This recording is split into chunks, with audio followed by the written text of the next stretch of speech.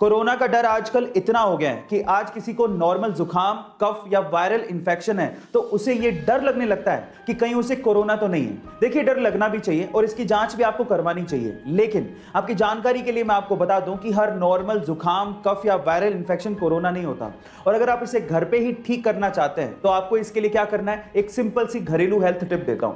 आपको बनानी है चाय, और वो भी दालचीनी और अदरक को यूज करते हुए अच्छे से उकाल के। अगर आप हर दिन एक प्याला चाय पीते हैं तो आपके शरीर की इम्यूनिटी भी बढ़ेगी, और अगर आपको नॉर्मल जुकाम है तो वो भी ठीक हो जाएगा, और नॉर्मल वायरल इंफेक्शन है तो वो भी ठीक हो जाएगा, और कफ भी दूर हो जाएगा। गाइस, ऐसी अमेजिंग हेल्थ टिप्स के लिए यूट्यूब पे हमारे चैनल को सब्सक्राइब कर लीजिए, और अगर आप इंस्टाग्राम पे देख रहे हैं तो मुझे फॉलो करना मत भूलिएगा। मिलता है अगली वीडियो में।